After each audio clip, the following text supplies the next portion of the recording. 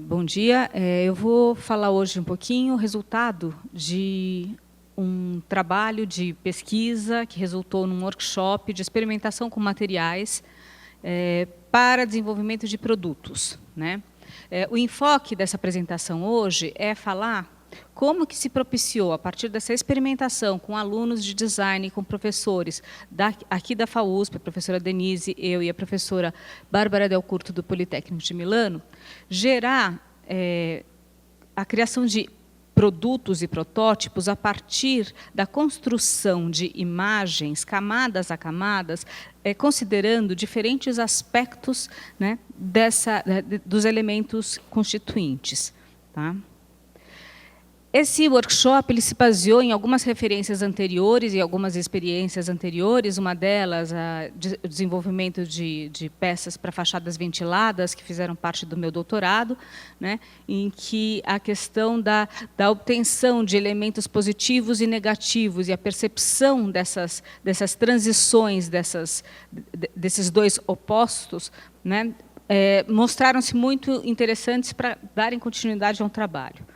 Também outras experimentações que surgiram no decorrer dos anos 2008, 2009 e 2010 foram o desenvolvimento de diferentes massas cerâmicas para uso em design e arte. Eu não sei se todos vocês sabem, mas na indústria cerâmica, ao contrário de outras indústrias de outros setores, quando você desenvolve um produto, em geral, você realiza a formulação daquele material. Né? Se você tem uma fábrica de plásticos, injeção de plásticos, você compra matéria-prima e ela é igual a todas as outras matérias-primas das outras fábricas de injeção. É um commodity. Né? Na indústria cerâmica, não. E, geralmente, você tem as jazidas e você tem minerais específicos e que vão reagir de maneiras específicas também em função da queima. Então, essa experimentação, esse trabalho laborioso com materiais no setor cerâmico, ele é bastante relevante. E, como pesquisa, a inserção de materiais orgânicos, não orgânicos, mais vítreos ou não, consegue gerar, né, resultados da superfície interessantes e que dependem de julgamentos de experts em relação à possibilidade de reprodução, à possibilidade de execução e também, né, muito mais do que isso, o quão interessante essa superfície se revela, né? Principalmente quando utilizada em diferentes formatos e em reproduções. Bom, esse workshop que aconteceu, foram 4 dias de trabalho, foram 24 horas de atividade. Alunos do curso de design, eles manipularam, primeiramente, massas cerâmicas, eles desenvolveram novas formulações pautadas naqueles experimentos ocorridos anteriormente, utilizando uma quantidade de material relativo à amostra que ia ser considerada, que se referia, neste caso, ao menor tamanho desenvolvido por uma fábrica de indústria cerâmica, que eram formatos 10 por 10. Tá? Então, foram adicionados diferentes materiais. Num outro momento, as atividades voltaram-se para a criação de relevos que seriam impressos nesses materiais. Para a criação desses relevos, foram utilizados 2 programas de computador. O Photoshop, para a criação de imagens em degradê, com diferentes tons de cinza, e o Rhinoceros, para geração, sim, e para conversão de um arquivo que ele é bidimensional num tridimensional. Aqui a gente mostra mais ou menos o passo a passo. Então, foi criado um gradiente, né? Depois de criado um gradiente simples no Photoshop, esse arquivo ele foi importado para o Rhinoceros, né, que faz uma leitura desta maneira. Ele interpreta as tonalidades de cinza em relevos, né, em profundidades e em saliências. Né. A altura desse relevo também ela é especificada antes, quando você já sabe qual que é a altura máxima de um relevo desejado. No caso, aqui eram 8 milímetros. E esse jogo de você criar uma imagem no Photoshop e fazer a conversão para o Rhinoceros pareceu uma atividade muito interessante, porque necessitava de julgamentos em relação ao quanto aquela imagem bidimensional, ao ser transferida para uma imagem tridimensional, ela mantinha ou perdia a sua qualidade, a sua nitidez, né? E aquele relevo era, de fato, né, valorizado ou não quando uma imagem plana se torna tridimensional. Outras experimentações foram feitas a partir de fotografias branco e pretas e verificadas como que isso se traduz em relevos. Tá? A fase seguinte foi a preparação do equipamento que faria a usinagem dos moldes para a prensagem do material. Então, também, nesse momento, há a possibilidade de interferir e simular como que essa imagem ela é transformada, com maior ou menor definição, em relação ao tamanho da broca, em relação à quantidade de passagens que uma usinagem CNC faz sobre um formato. Então, aqui a gente tem um processo de acabamento e um processo de simulação. Né?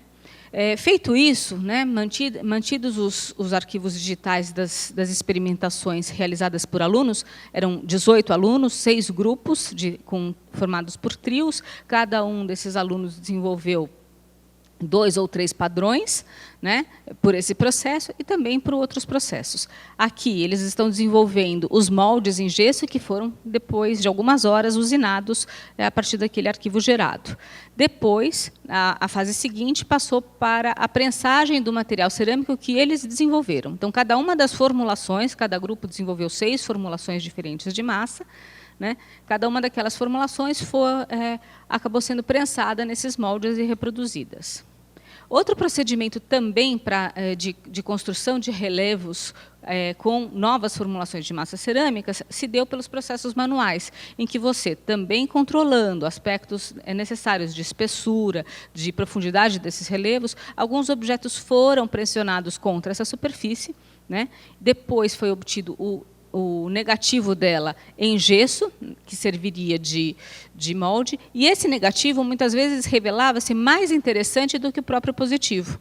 Então, havia necessidade também de obter o negativo daquele molde. E isso foi criando uma profusão de imagens. No final, nós chegamos a 85 protótipos, né, 85 padrões e desenvolvimento de 37 massas.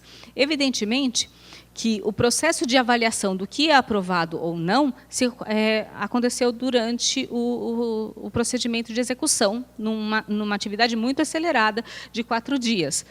Mas cerca de 20% das criações realmente foram levadas a cabo, né? As outras eram deixadas ao longo do caminho porque não se mostravam adaptadas.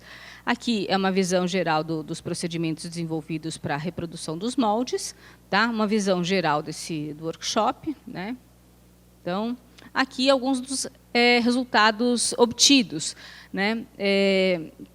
Aqui nós falamos sobre essa sobreposição de níveis de imagem. Você tem a imagem obtida pelo próprio relevo criado, pelo próprio padrão criado. Num outro momento, você tem a interferência da materialidade agregada à massa cerâmica, que reage de formas distintas e também interfere no seu resultado, né?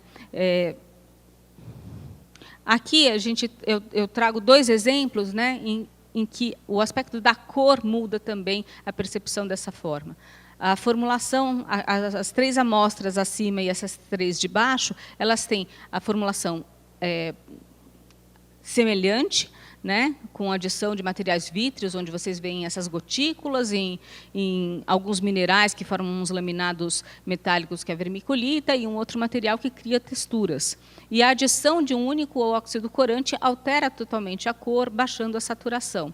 E como que isso se compõe depois na multiplicação do seu formato em superfícies. Aqui a gente tem 2 exemplos de peças formadas a partir do negativo e do positivo.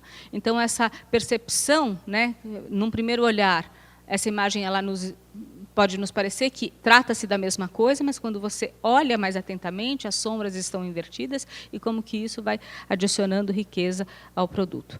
E depois, num último momento, entender, isso também feito agora pelos professores, né, avaliar o quão forte a imagem singular de um padrão criado, que foi aprovado ao longo do processo, certo? Ele de certa forma, ele se torna ainda mais forte e evidente quando multiplicado ou quando ele perde a força e se torna repetitivo e desinteressante.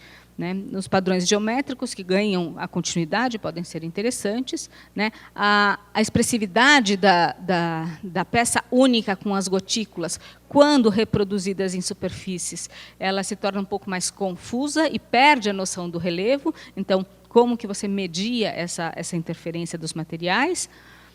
Uma peça que, na unidade, parecia relativamente simples na sobreposição e na repetição, ela vai ganhando novos contornos.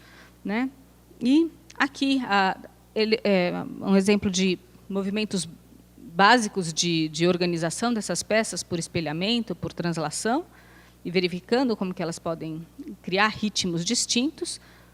E outro exemplo também da saturação de um elemento que, na individualidade, se parecia interessante, mas, na reprodução, ela torna-se muito carregada e assim por diante. Então, essa discussão que a gente trouxe aqui, né, era mais para falar sobre os critérios de julgamento dessas imagens, né, na transformação das imagens bidimensionais, criadas por processos digitais ou por processos manuais, de que maneira você media e seleciona e de que maneira que isso pode ser traduzido para a tridimensionalidade, né, em certa escala. É isso.